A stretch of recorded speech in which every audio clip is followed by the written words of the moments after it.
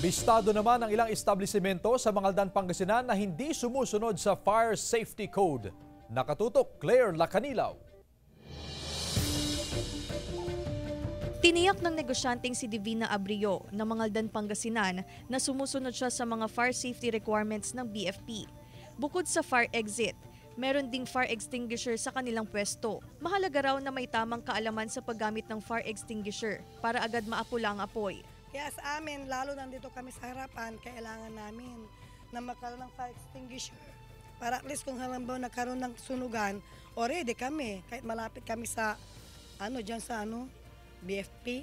Ngayong nalalapit na Fire Prevention Month, paigtingin daw ng BFP ang pagsasagawa ng inspeksyon sa mga establishmento sa bayan. Sa pag-ikot ng BFP, nabisto ang ilang establishmento na hindi sumusunod sa Fire Safety Code. Yung ibang establishment po ma'am, kulang pa po yung required na fire extinguisher na recommended po para dun sa establishment or building nila ma'am. Binigyan ng BFP ang mga negosyante ng 15 araw na palugit upang maitama ang kanilang paglabag.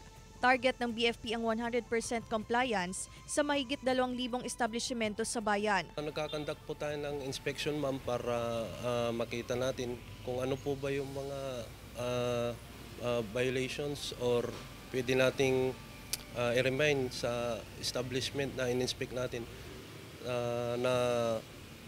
na related doon sa fire code para po fire safety po yung established na yan ma'am. Kasama si Henry Duminsil, Claire Lacanilaw, 1 North Central Luzon.